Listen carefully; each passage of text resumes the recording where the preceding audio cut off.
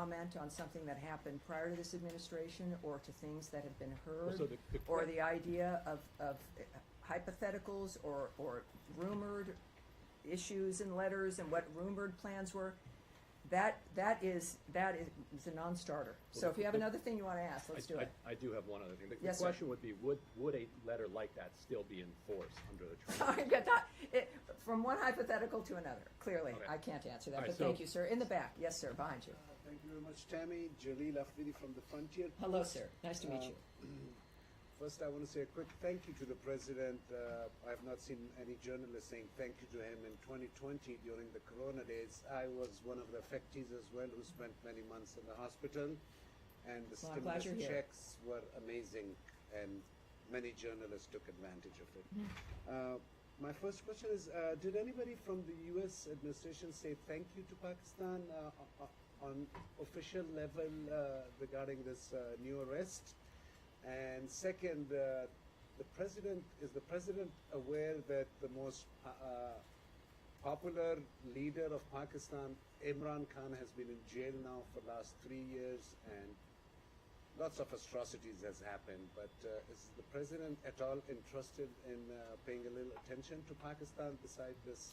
Well, I will answer that, noting that in his address to Congress, the president announced the arrest of an ISIS-K operative and planner responsible for the deaths, as I mentioned earlier today, of the 13 brave American service members and over 160 Afghans at Abbey Gate, that he is now in custody.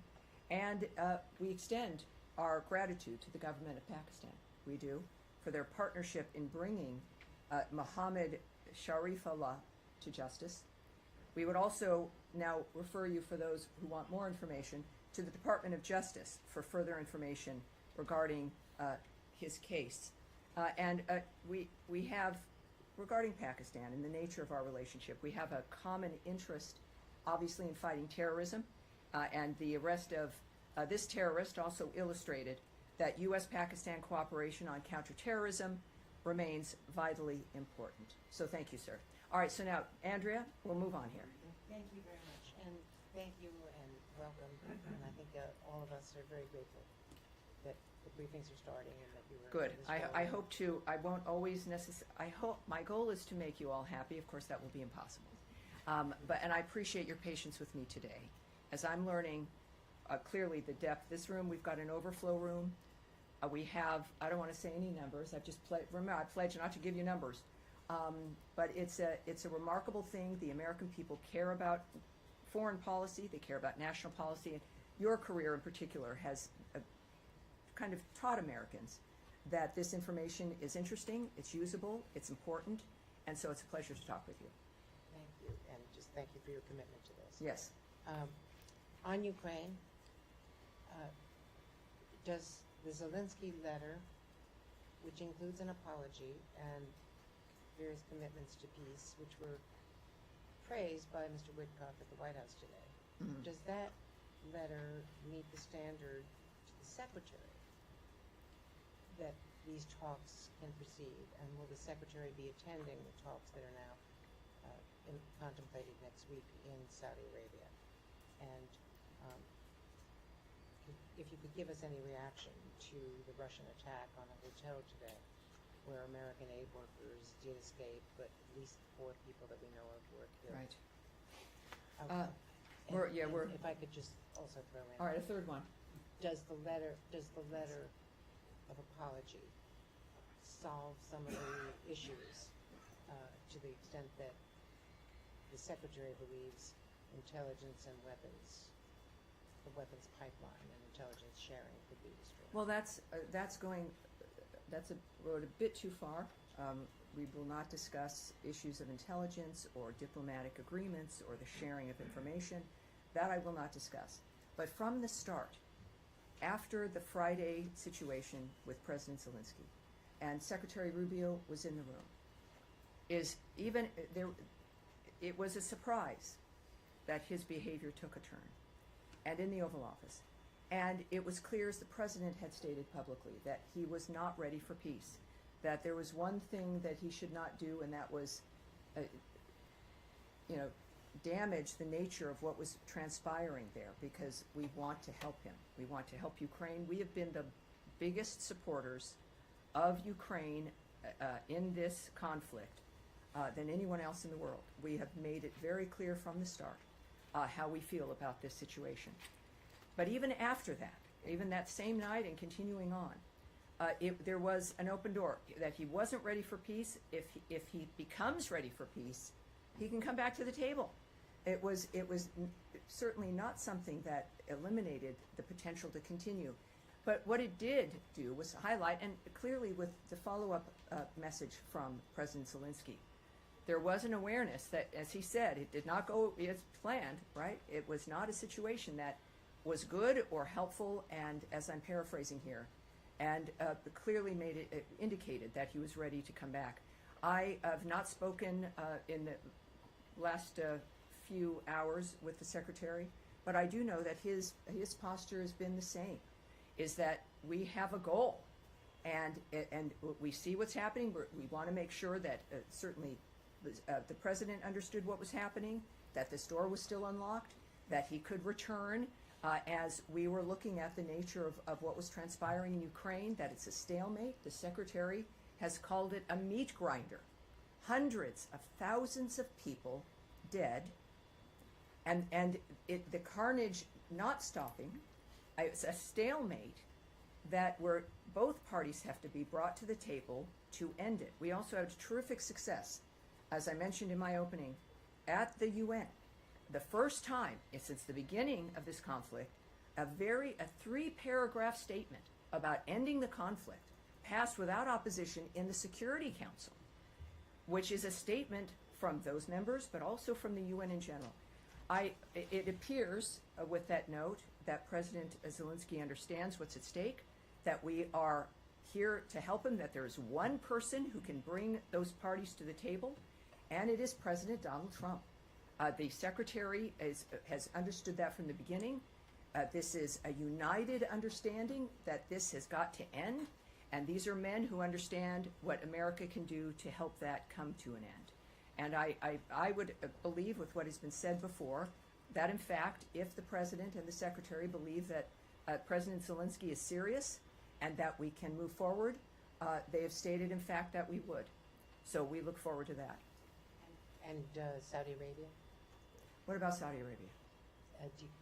Is it contemplated that the Secretary would be attending? I cannot comment certainly on issues that either have been discussed in a diplomatic framework or arrangements that might be implemented regarding these kinds of diplomatic negotiations or efforts. So I'm sorry, but I can't do that. All right, yes, sir, in the back. From the BBC. Thank you for starting the briefing today. On the issue of European peacekeepers, which the British and French have both said they're prepared to put into Ukraine under the President's plans, we heard from Sergei Lavrov, the Russian Foreign Minister, today, who said that this would mean direct, official and unconcealed involvement by NATO countries in a war against the Russian Federation. There is no room for compromise, and this is an overtly hostile aid. Do you have any concerns about that? Well, I don't comment on remarks by leaders or foreign ministers of other countries. I'm here to represent the Department of State and Secretary of State Marco Rubio.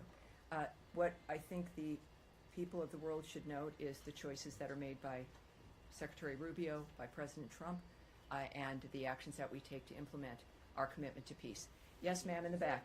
In the pink. Thank you. Thank you very much, Tammy. I'm Jenny Back with the USA Journal, Korea. I have two questions. First question, President Trump pointed out in his State of the Union address that South Korea has imposed tariffs 4 times higher. What measures will the United States take to resolve the tariff issue with South Korea? Second question.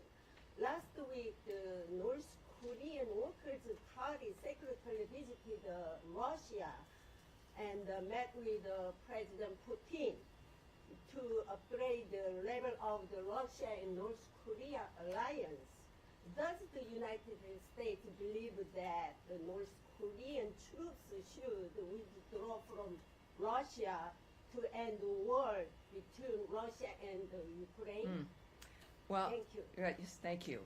I really can't remark on issues of the North Korean relationship with Russia at this point, or that particular regional effort or action that may have occurred.